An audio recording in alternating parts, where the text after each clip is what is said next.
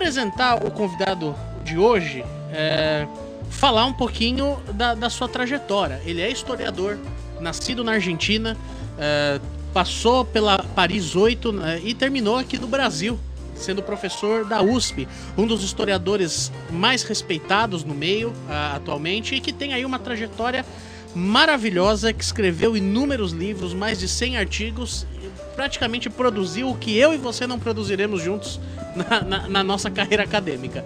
Então hoje eu tô aqui com o professor Oswaldo Codiola. Muito obrigado, professor, pela sua presença, viu? Obrigado a você. Professor, uma coisa que é legal da gente já falar, se a gente vai olhar para sua bibliografia, para aquilo que você produziu, a gente encontra um número muito distinto de temas, né? O senhor escreveu um livro sobre a Revolução Iraniana, que é o livro que eu já vou falar um pouco aqui, que tá aqui. Escreveu sobre a Revolução Cubana, sobre Espanha, sobre Portugal. Lembro de ter lido um livro do senhor na graduação sobre os Balcãs, né? Sobre a Iugoslávia. Escreveu sobre a União Soviética. Hoje em dia a gente vê uma tendência das pesquisas acadêmicas de serem cada vez mais concentradas num tema e cada vez mais recortado dentro de uma coisa só. Você vê muitas pessoas que passam às vezes 20 anos falando só de um tema e coisas relacionadas a esse tema. O que mudou na academia, nas pesquisas, que hoje, por exemplo, é cada vez mais difícil encontrar alguém que produza como o senhor escolheu produzir na sua carreira? Bom, não é uma pergunta fácil de se responder, sobretudo porque eu não quero ofender ninguém, certo? Em geral, a trajetória acadêmica, tal como ela é concebida a partir dos anos 80, é uma coisa bastante padronizada. Você entra na graduação, faz a graduação, tenta arrumar uma bolsa de iniciação científica, depois faz um mestrado, também com uma bolsa, depois faz um doutorado, e procura um lugar no nicho, não diria do mercado, porque não é propriamente falar um mercado, certo? Digamos assim, no elenco da produção historiográfica, no qual você possa, como em toda pesquisa acadêmica, produzir alguma coisa de original e se situar, digamos assim, se valorizar, como se diria, certo? Isso é típico a partir dos anos 80, 90 principalmente, e não tem muitas variantes. Eu sou de uma geração precedente, certo? Essa geração precedente tinha algumas características. De um lado, a produção historiográfica ainda não era tão especializada, não havia tantas revistas, enfim, as pessoas obrigatoriamente tinham que produzir, ao lado de pesquisas sobre assuntos pontuais, pesquisas de uma abrangência mais ampla. Ou seja, ela era a geração que foi formada a partir, por exemplo, no caso do Brasil, das grandes interpretações do Brasil, de Sérgio Buarque, Caio Prado, Nelson Werneck e Sodré, e que tentavam se situar nesse esteio, certo? Então eu conheci muitos deles, certo? Quer dizer, Emília Viotti da Costa, Edgar Carone, foram até colegas meus, certo? E eles buscavam ainda um lugar dentro de uma vamos dizer assim, uma pesquisa de caráter mais generalista, certo? Era necessário produzir uma interpretação, no caso da historiografia brasileira, produzir uma interpretação do Brasil. No caso da Argentina, não, com suas características, não é muito diferente, certo? Em segundo lugar, essa pesquisa e esses pesquisadores estavam mais vinculados com a atividade política do que estão hoje. Hoje, a atividade política, digamos assim, se separou por completo da atividade acadêmica, certo? Inclusive, até há uma certa, digamos assim, um temor de que um acadêmico que esteja vinculado com algum tipo de opção política é uma pessoa que vai contaminar a sua pesquisa acadêmica em virtude de suas opções ideológicas e políticas e tudo mais. Bom, então como posso situar? Eu me situei, digamos assim, a cavalo entre essas duas gerações, certo? Porque eu comecei a estudar na década de 70, comecei estudando História e Economia na Universidade de Córdoba e ao mesmo tempo comecei a militar politicamente em um momento em que na Argentina todo mundo, não me lembro que me encontrando com um sobrevivente daquela geração, ele me contava, se você naquela época não estava num partido, não estava numa organização política, você era considerado um idiota, certo? Hoje é mais o contrário, se você está num partido político, você é considerado um idiota. Naquela época era o contrário, se você não estivesse militando politicamente engajado, você era considerado um idiota. Então aconteceu de modo simultâneo, comecei a estudar já sendo um militante político, porque tinha começado na escola secundária junto com essa jornada que na Argentina chamou-se o Cordobazo. Eu tinha 17 anos de idade, era estudante secundarista. O Cordobazo, eu morava em Córdoba, foi uma espécie de grande insurreição popular de Córdoba contra a ditadura militar da época, não confundir com a última, essa vez, a ditadura militar anterior, certo? Bom, então quando entrei na universidade já era uma pessoa politizada e que militava ativamente, certo? Então tentei estudar, na época militância, estudo, etc., inclusive estiquei os prazos da carreira, porque era muita atividade política, muita militância, e na Argentina, num momento em que era muito ativa e muito tensa politicamente. Nós tivemos uma ditadura militar entre 66 e 73, que foi quando foi eleito o governo peronista. Entre 73 e 76 um governo peronista, em que tivemos sucessivamente Cámpora, Perón e depois Isabel Martínez de Perón, a viúva, certo? E em 76 o golpe militar trágico que todo mundo viu. Mas esses 3 anos de interregno democrático, entre aspas, foram tão ou mais violentos que os anos de ditadura, ou seja, que praticamente nós tivemos uma situação de violência política e de repressão por parte do Estado que durou entre 66 e 83, 84. 18 anos, o que não é muito longe do que durou a ditadura militar brasileira, certo? É uma coisa parecida. Então as situações não são tão diferentes assim.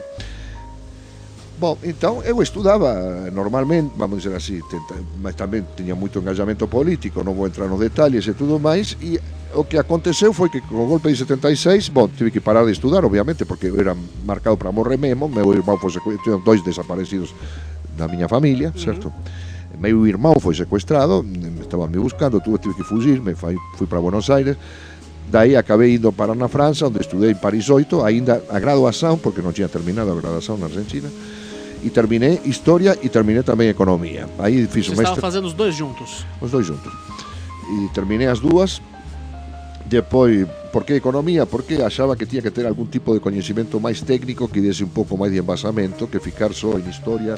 Bom, isso era uma opção, não estou dizendo que... Mas que na sua produção a gente vê isso muito claro também, o olhar do economista. Eu estava lendo Sim, aqui as que grandes depressões e que, de fato, tem ali um olhar mais técnico também. Exato.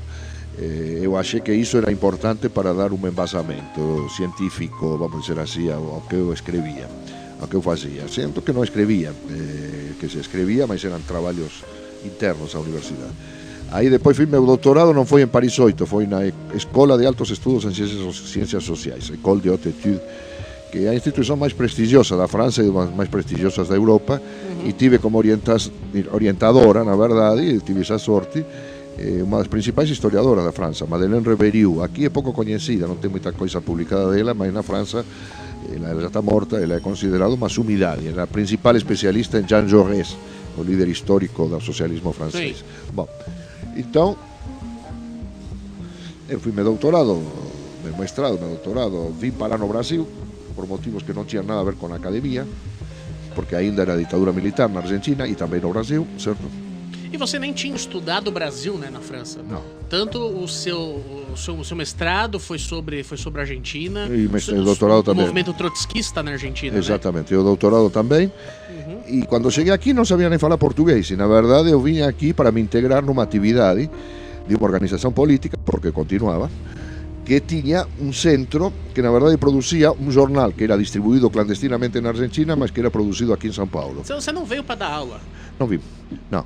Eu vim para integrar essa atividade, certo? E nós fazíamos um jornal, esse jornal era escrito aqui, era... Bom, na época se usava aquela Composer, né, que não existia internet, nem computadores, nem nada.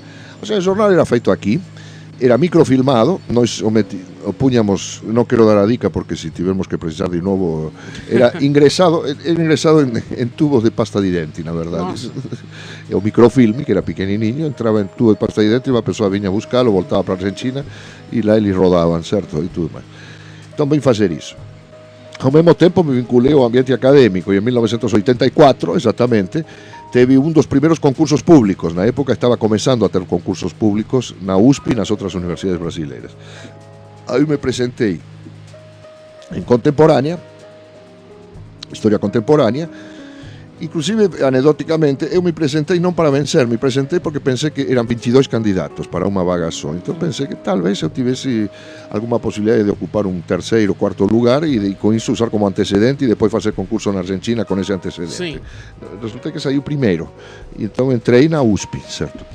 E acabei ficando por conta disso e de varios outros factores, comecei a ter fillos aquí, en fin, entón já criei raíces aquí no Brasil e non voltei moito para a Argentina, no sentido que teño a minha familia lá e tudo máis, mas fiquei establecido aquí no Brasil.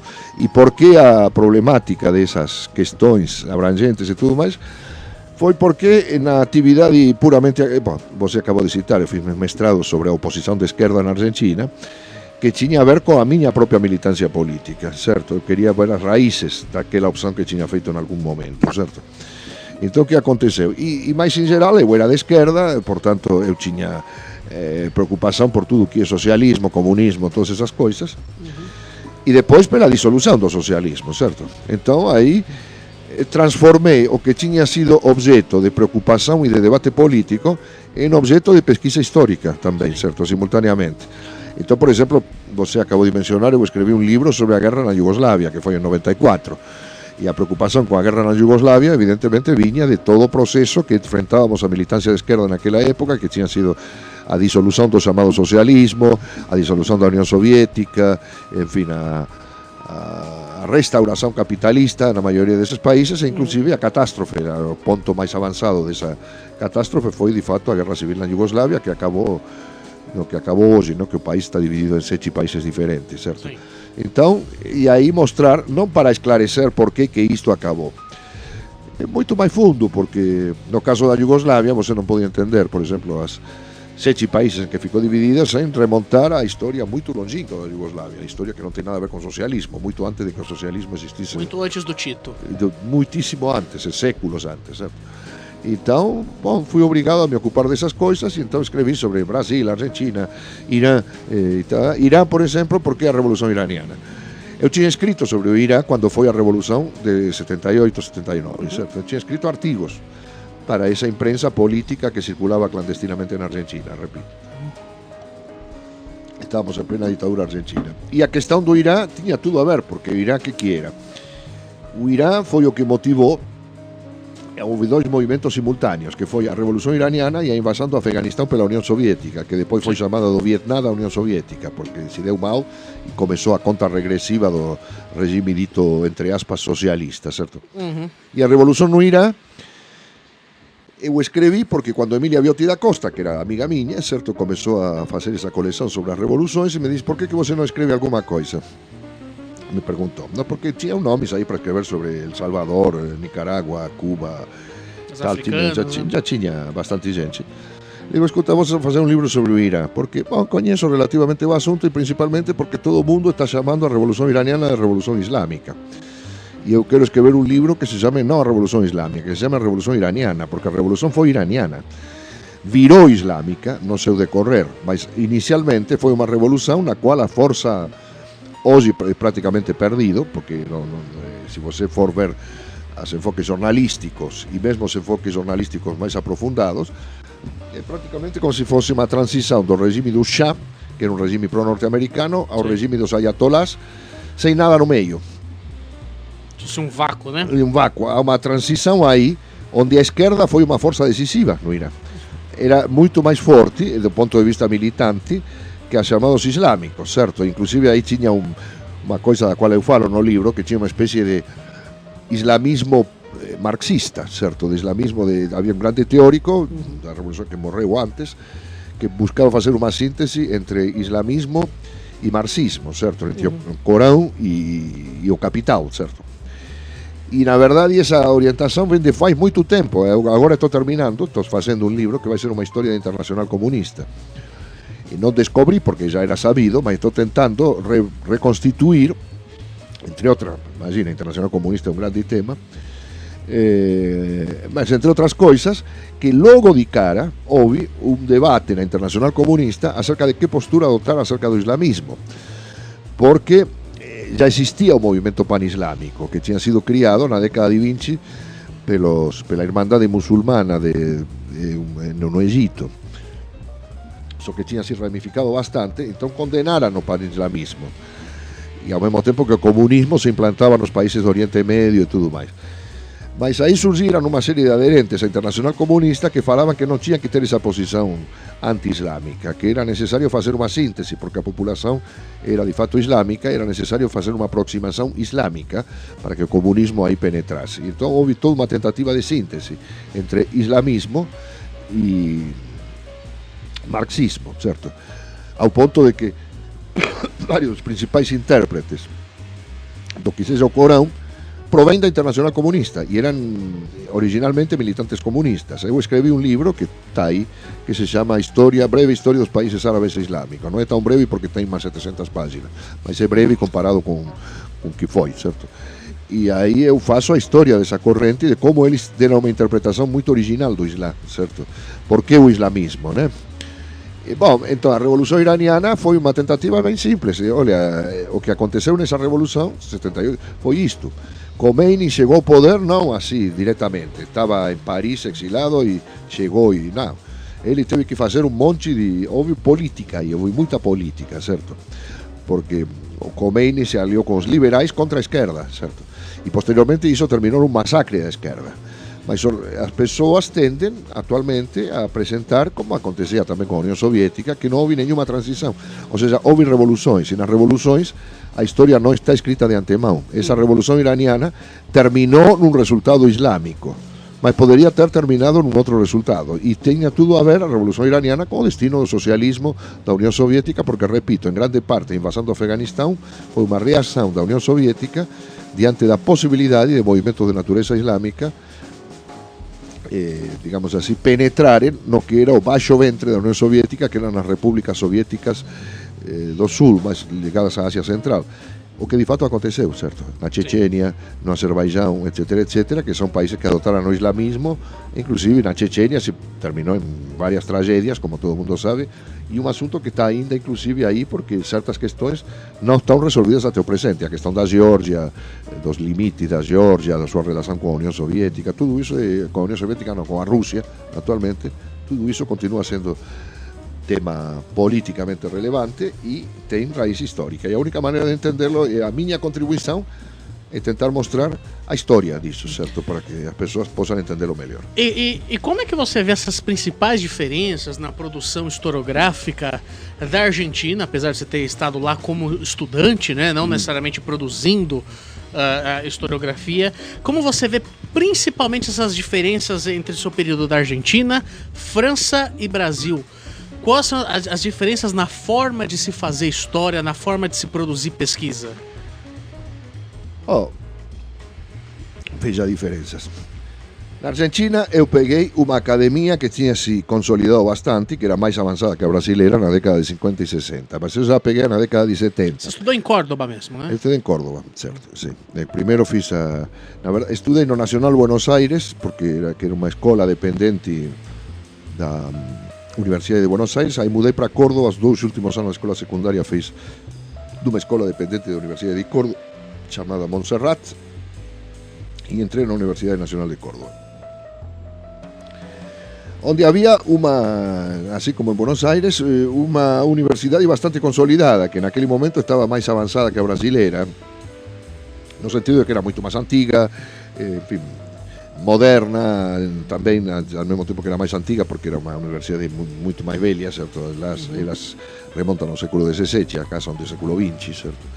Aqui no Brasil, e era bastante consolidada, só que isso tinha sofrido o avalo do cordobazo e de todos os acontecimentos que sim foram diferenciados na Argentina, porque na Argentina nós tivemos avalos políticos muito mais fortes do que tivemos no Brasil, e isso contagiou a produção acadêmica, inclusive a produção historiográfica, certo? Nesse período, portanto, houve um avalo muito forte que foi frustrado, digamos assim, que eu acho que havia pesquisas, havia coisas muito interessantes que estavam acontecendo na Universidade Argentina na década de 70 que foram cortadas pelo golpe militar, e já desde antes do golpe militar se matavam os acadêmicos, vamos ser concreto, havia mortes aos montes, certo? Eu fui expulso da Universidade de Córdoba junto com o golpe militar, numa lista de 23 estudantes expulsos. Fomos os primeiros a ser expulsos. Desses 23 expulsos, 18 foram mortos Ou seja, eu faço parte de uma lista de sobreviventes. Ou seja, de 23 que fomos expulsos, 18 foram assassinados. 5 sobreviveram, fui eu. Um dos 5 fui eu. Certo? Bom, obviamente isso arrasou, não? Porque a Universidade Argentina virou um cemitério do ponto de vista das ciências humanas durante o período da ditadura militar. No final da ditadura, como foi o caso aqui também no Brasil, aqui no Brasil houve uma repressão, mas não chegou a esse ponto de assassinatos. Houve assassinatos também, mas foram poucos. Na Argentina foi uma repressão de massa, certo? Então, os académicos, professores que eram da esquerda, em geral, todos tiveram que abandonar a universidade e foram parar. Alguns pouquinhos ficaram na Argentina e no interior fazendo outras coisas, mas a maioria foi parar no exterior, certo?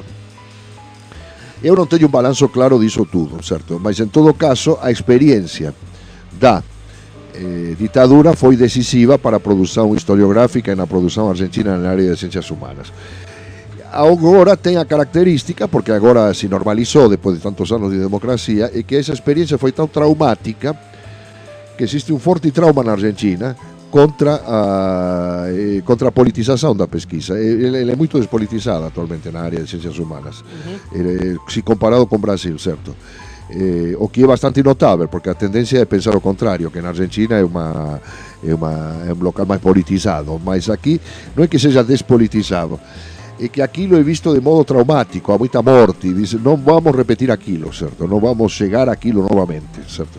Porque isso produz morte, certo? Então, há uma pesquisa bastante enquadradinha e há uma produção historiográfica bastante importante. Tá certo, professor. A gente... E aí, bom, no Brasil é diferente, não se pode assimilar. Aqui no Brasil nós temos uma pesquisa que avançou muito nos últimos anos. Certo? Sim, de fato. Um dos temas que o senhor sempre falou bastante foi o fascismo. Eu, pelo menos, li bastante coisa sua escrita sobre isso. A gente vive hoje sobre a presidência do Jair Bolsonaro e essa palavra ela voltou com muita força, né? A gente sempre, como historiador, tem um certo receio de se usar certas terminologias, até porque podem haver questões de anacronismo ou coisas do tipo. Mas acho que ninguém é melhor do que o senhor hoje para nos falar um pouco sobre isso, de o que de fato existe de fascismo no governo Bolsonaro e se o termo ele é bem usado, ele tem que ser usado nesse momento ou ele está um pouco em desuso? Bom, a questão do fascismo é o seguinte: houve o fascismo italiano e o nazismo alemão, que foram considerados regimes semelhantes. Eles foram uma experiência para toda a humanidade, porque esses regimes se envolveram numa situação e tiveram um papel central, que foi a Segunda Guerra Mundial, que foi a guerra mais mortífera da humanidade. Portanto, a questão do fascismo hoje vem carregado com essa carga histórica, certo? Não vem carregada com essa carga histórica, portanto, inclusive por causa do papel que esses regimes jogaram na Segunda Guerra Mundial, atualmente está proibido na Alemanha e na Itália. Se declara fascista, você não pode criar um partido fascista na Itália. Há partidos fascistas na Itália, mas não podem declarar-se fascismo. A mesma coisa acontece na Alemanha. Há partidos nazistas, há organizações nazistas, mas elas não se declaram nazistas, certo? Então, portanto, e há toda uma polêmica, por exemplo, uma polêmica se os regimes militares latino-americanos poderiam ser considerados fascistas, certo? E a palavra fascismo em particular, porque o fascismo foi original, certo? O modelo original foi o italiano, depois o alemão foi muito pior, digamos assim, se é que foi muito pior, mas foi uma, digamos assim, veio posteriormente, ele chegou ao poder 10 anos depois do fascismo italiano, certo? E a ideologia do que seria o fascismo, não o racismo nazista, mas a ideologia do fascismo, anti-esquerda, anti-organização da classe operária e tudo mais, foi especificamente elaborada pelo fascismo italiano. Aí a palavra ganhou um sentido, com o correr dos anos, muito mais amplo do que aquele que tinha originalmente, ou seja, uma doutrina política e um Estado. E atualmente é utilizada para qualquer coisa, e volta e meia, você, em particular na universidade pública, as pessoas gostam de se trocar no movimento estudantil, principalmente, você é um fascista, né? O insulto, você é um fascista. Sim. E qualquer um é fascista praticamente. Se você, por exemplo, vem uma batucada a tocar no meio das aulas, se você protesta, não consigo dar aula com essa batucada, diz: se você não deixa que a bateria toque, você é um fascista. Você é fascista. E coisas assim, sabe? Então já virou uma espécie de... Agora, eu não estou dizendo que isso é uma ignorância. Não, é bom. Por quê? Porque a palavra fascista é utilizada com uma conotação negativa, sempre. O próprio Bolsonaro teve que declarar: olha, eu não sou fascista. Eu não sei se Bolsonaro sabe o que é o fascismo, duvido que saiba, né? Mas, independentemente, mas ele sabe que a palavra fascista quer dizer uma coisa ruim, certo? É pelo menos isso. E, bom, isso é uma conquista da humanidade. Então, dizer... Claro que Bolsonaro ele não se declara fascista. E se você lhe pergunta, e quando ele começou a ser acusado de fascista, ele fez questão de aclarar que não era fascista, certo? Agora, nós vamos distinguir entre o que é um partido fascista e um Estado ou um regime fascista, certo? O regime brasileiro atual não é fascista no sentido estrito da palavra, não é um regime político de partido único, onde as instituições representativas tenham sido suprimidas, os sindicatos e tudo mais. Nesse sentido, nós estamos vivendo um regime político fascista. Isso não significa que um partido político fascista não possa estar no poder. Atenção, porque nós tivemos, por exemplo, no caso da Itália, o fascismo chegou ao governo em 1922, final de 1922, mas o Estado fascista só surgiu em 1926.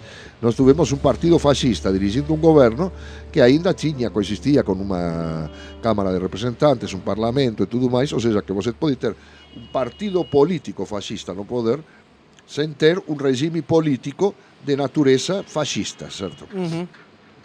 Essa situação, pergunta, qual é? Essa situação que nós temos no Brasil?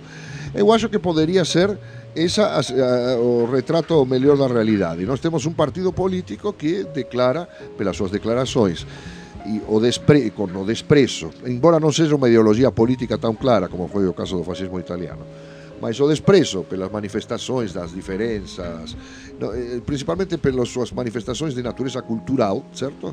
É muito semelhante ao fascismo. Mas o regime político não é fascista. Isso não diz nada do que é o regime político, certo? Porque pode ter um partido fascista, mas o regime ainda mantém instituições, certo? Que inclusive em alguns aspectos, por exemplo a reforma da Previdência, a Câmara dos Deputados foi muito mais importante que o Poder Executivo. A reforma que saiu foi a da Câmara, não a do Poder Executivo, certo? Então, e aqui tem tido um debate sobre como é que se pode ter um regime fascista. Historicamente o fascismo tem caráter nacionalista, sendo que o governo pratica uma política ao contrário, de caráter neoliberal, né? Declaradamente, com venda dos ativos nacionais e tudo mais, certo?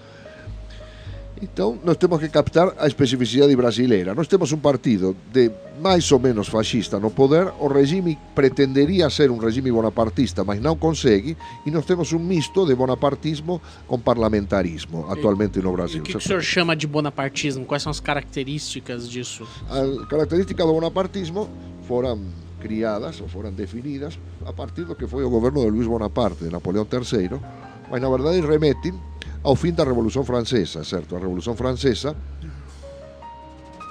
abriu o caminho para a sociedade burguesa e para uma sociedade democrática, mas deflagrou contradições que levaram a que um imperador se elevasse por cima das contradições suscitadas por essa revolução, certo?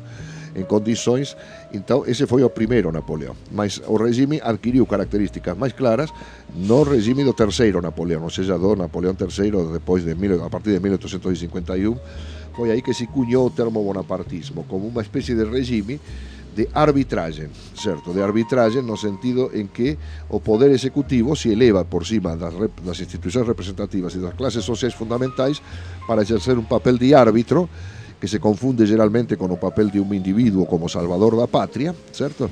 E nesse sentido é um tipo de regime que pode tanto ter características de esquerda, entre aspas, certo, como é o caso de Chávez, que gobernaba por cima de todas, se dirigia diretamente à população venezuelana, certo, e gobernaba por cima das instituições, quanto um governo como o de Bolsonaro, que são de signo político completamente diferente, mas Bolsonaro também pretende ignorar em boa medida o parlamento, se dirigir diretamente à população e coisas desse tipo, só que com conteúdo político diferente.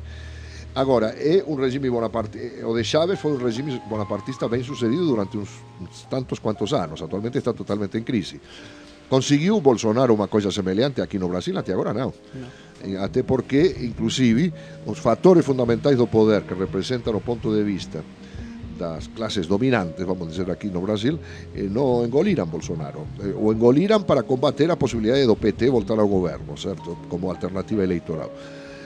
Mas atualmente, se você quer ter alguma, digamos assim, ataques, testemunhar ataques contra Bolsonaro, o melhor que pode fazer é sintonizar a Rede Globo. A Rede Globo está dando como, entre outras coisas, porque Bolsonaro, para estruturar um regime bonapartista, pretendeu se apoiar nas igrejas evangélicas, certo? E de fato o fez desde antes de ser eleito presidente, e teve que favorecê-las na disputa que elas têm com as detentoras tradicionais do poder na área de meio de comunicação de massa, que são a Globo, certo?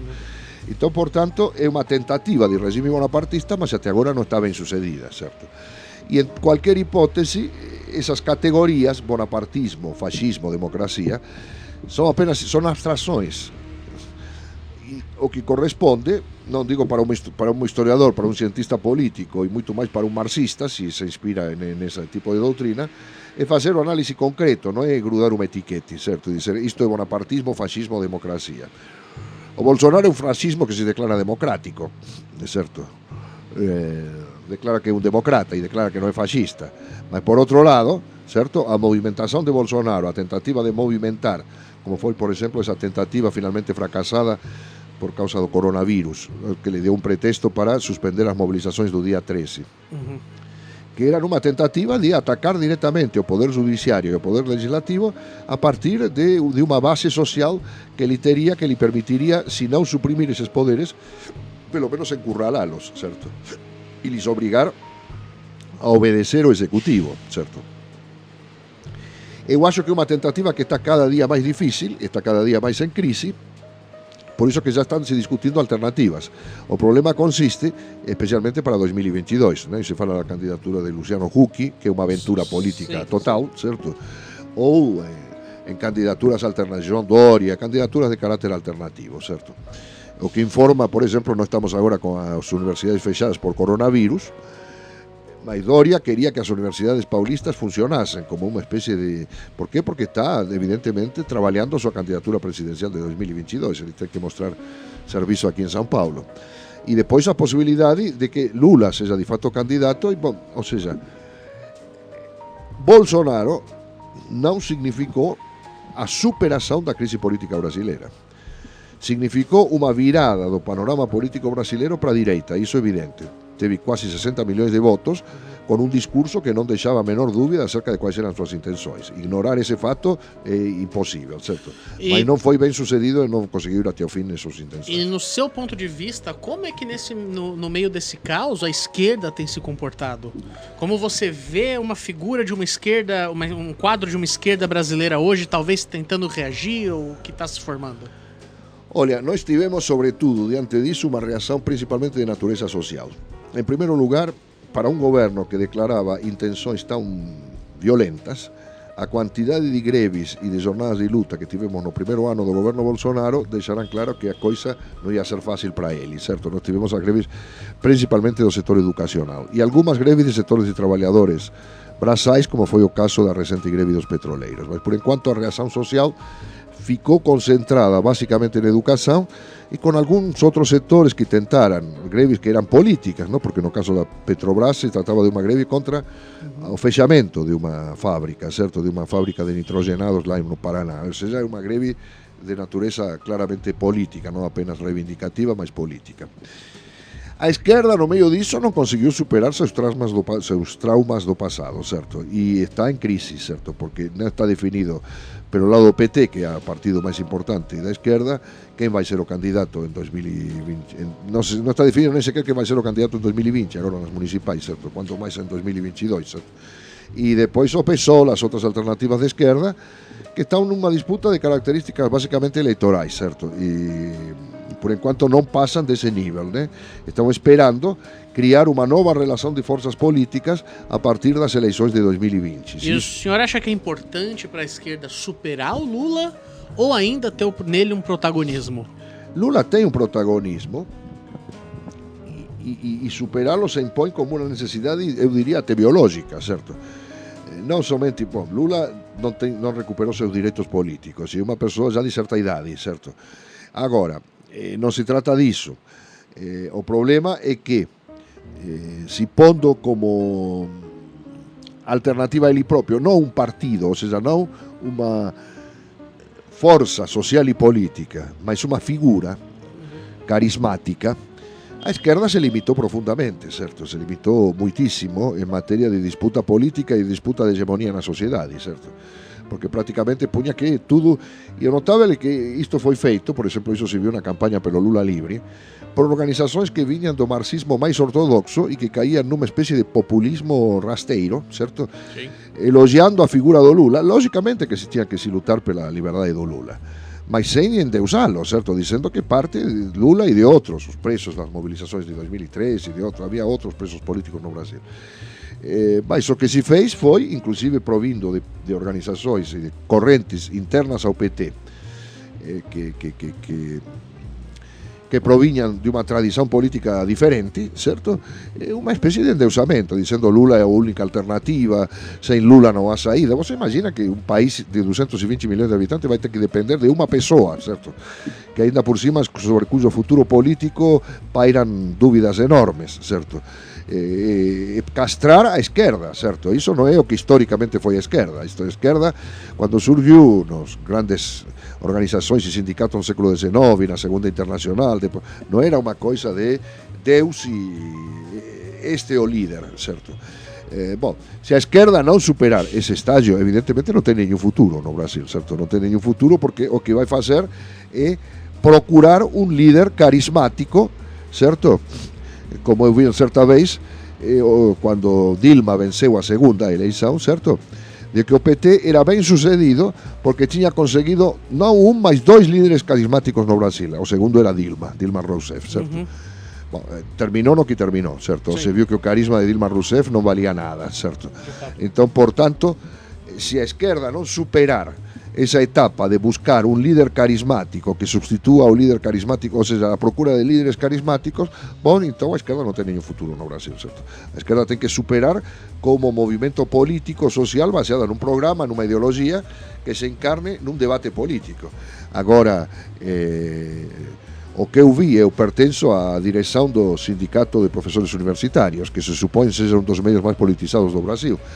Facemos congresos con moita gente e profesores universitarios con unha formación marxista e ainda por cima profesores universitarios falando discursos sobre o Lula que, olha, francamente eran de persoas incultas, simplemente incultas, não? Bom, se a esquerda não superar esse estágio, a esquerda não tem futuro, certo? Professor, a gente já está se encaminhando aqui para o final e eu vou pedir para o senhor uma mensagem que a gente sempre costuma pedir aqui para os nossos convidados. Claramente a gente passa por um problema aí, que são os cortes nas bolsas de pesquisas e um projeto que parece de sucateamento da universidade pública, principalmente nas áreas de humanas, né? O investimento caiu consideravelmente desde de que o Bolsonaro assumiu. Tem projetos políticos, né? A gente sabe que existe uma cúpula com muitas aspas intelectual por trás do Bolsonaro, como o Olavo de Carvalho e outras figuras, que pregam que, de fato, a universidade ela precisa ser derrotada para que, de fato, se purifique o pensamento, se eu posso assim dizer. Queria que o senhor falasse para nós o porquê que a gente precisa da universidade pública, o porquê que a sociedade precisa dos pesquisadores de ciências humanas e como é que isso pode ou não fazer parte de fato, um projeto político de desestabilizar a universidade. Bom, a novidade com o governo Bolsonaro em relação aos governos precedentes é que ele apareceu com um discurso claramente anti-universitário, declaradamente. Nos anteriores havia muita tergiversação, porque o sucateamento da universidade pública e da área de humanas é bem antigo, não é o Bolsonaro que inventou, vem muito antes, certo? Só que antigamente era feito com um discurso tergiversador, de racionalização, entrosamento com o setor produtivo e coisas desse tipo. Ese discurso, por outro lado, non é un discurso, a gente tende a considerarlo como se fosse un discurso que pairase no ar, cando na verdade ten que ver con todo o contexto social e económico en que a universidade pública e privada está inserida, certo? Ou seja, nós temos que ver a situação e a dinâmica da universidade brasileira, tanto no setor público quanto no setor privado, como parte da dinâmica de acumulação de capital, certo? E a dinâmica de acumulação de capital no Brasil tem características que informam a própria dinâmica da universidade, certo? Claro que esa dinámica non é unha dinámica objetiva que subordine cada aspecto como se fose unha especie de economicismo, certo? Porque obvio moitas reazóns. Por que temos unha área forte de ciencias humanas? Porque houve unha forte resistencia. E esa resistencia foi ben sucedida no caso das universidades brasileiras, certo? Então, o discurso típico, que é o discurso vulgar, é o seguinte: o Brasil precisa de médicos, de engenheiros, porque precisa se desenvolver. Para que cargas de agua precisamos de historiadores, psicólogos e coisas desse tipo. Bom, obviamente, aquí ninguém está negando de que non precisamos de engenheiros, claro que precisamos de engenheiros, médicos, advogados. Agora, por exemplo, advogados é a carreira máis usada para abrir universidades privadas, porque ten poucos gastos, certo? E vai me dizer que o Brasil precisa de máis advogados. Claro que precisa de máis advogados, certo? Porque precisa de justiza. Agora, a área de ciencias humanas, que non é tão grande quanto se diz, en particular, e que só existe como área que practica a pesquisa, que leva adiante pesquisa nas universidades públicas, porque a pesquisa na área de humanas nas privadas é prácticamente inexistente, é unha área decisiva. Se tivese que responder sobre por que é preciso unha universidade pública, eu diría o seguinte: o genoma do coronavirus que está preocupando todo o mundo foi descifrado onde? Na Universidade Federal do Río de Janeiro, por unha equipe médica de unha universidade pública encabezada por unha médica negra, certo? E esa médica negra non podería estar nunha universidade pública se non tivese sido todo o movimento en favor das cotas e da defensa da presenza do negro na universidade brasileira. Entón o Brasil debe moito e probablemente vai deber moitas vidas, certo, á universidade pública. E cuanto ao sector de humanas, que é un sector que se imbrica cada vez máis con o de ciencias físico-naturais e exatas, certo? Porque esa divisão é meio artificial, certo? Exatas, humanas, claro, há unha divisão institucional. Mas o sector de exatas non consegue funcionar sen o sector de humanas, certo? Porque o sector de humanas lhe traz un coñecimento, certo, que lhe permite calibrar o que eles vão fazer na área da pesquisa pura, certo, ou na área da pesquisa de tecnologia aplicada e coisas desse tipo. A universidade debe ser vista como un todo. E sen humanas na universidade, esa que é a questão fundamental. Sem humanas, você tem exatas e físico-naturais, certo? Isso non é universidade. Nem sequer institucionalmente pode ser considerada como universidade, certo? Então, a defesa habitual que se faz é o seguinte: sem humanas, o Brasil non teria consciência crítica de si propio, con repercussões en todas as áreas, as artes, o pensamento, a cultura e tudo. É correto, mas é unha maneira limitada. A maneira máis correta de defender as humanas é bem simples. Sem humanas non há universidade. Sem humanas non há direito, sem humanas non há engenharia, sem humanas non há medicina, etc. E a imbricação entre esses setores é cada vez maior. Por quê? Porque você, se você non ten sociologia, por exemplo, e você tiver un tratamento médico técnicamente eficaz contra determinado tipo de doença, tipicamente tropical, o que tipicamente afecta a população digamos assim, marginalizada, se você non ten sociologia para te auxiliar acerca de como analizar como esos sectores poden acceder a un tipo de tratamento médico que é técnicamente correcto e tudo máis, você non consegue facer absolutamente nada. Por tanto, a imbricación, embora estejam institucionalmente separadas, a imbricación entre todas as áreas da universidade é cada vez maior, certo? E entón, a mellor defensa que se pode facer é a seguinte: sen humanas non há universidade, sen humanas a técnica, nada máis. E nada mais. E nada máis, e non vai para lugar nenhum, certo?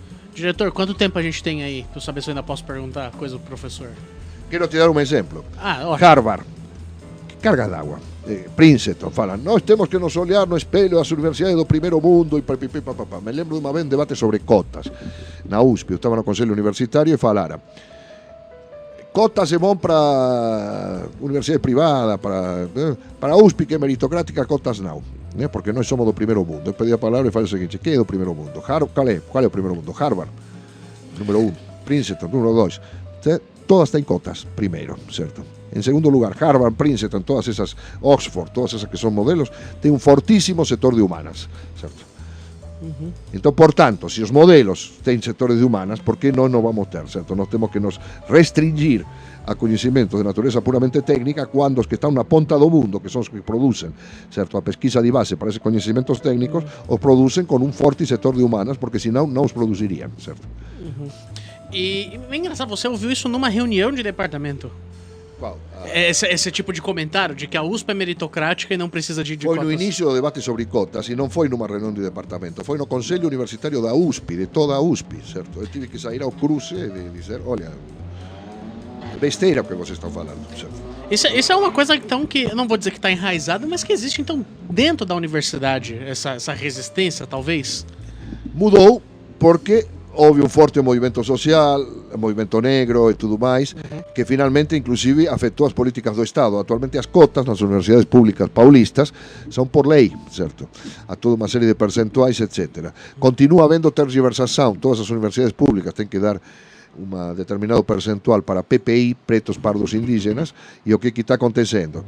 Que esse percentual é cumprido, basicamente, justamente com as humanas, certo? Então não querem abrir politécnica e medicina para os negros, então diz que vai estudar letras, certo? Que o negro que vai estudar letras, ou que vai estudar geografia, sei lá, qualquer coisa, certo? E bom, então parte de uma luta política que ainda não concluiu, que já obteve grandes vitórias, como é a obrigação de que as cotas sejam obrigatórias em universidades brasileiras de todo tipo, inclusive nas universidades paulistas, mas que ainda está longe de ter conseguido uma vitória definitiva. A gente então vai se caminhando aqui para o encerramento. Eu quero deixar alguns recados. O professor Oswaldo Codiola está deixando aqui para nós o livro A Revolução Iraniana, para quem está assistindo no YouTube.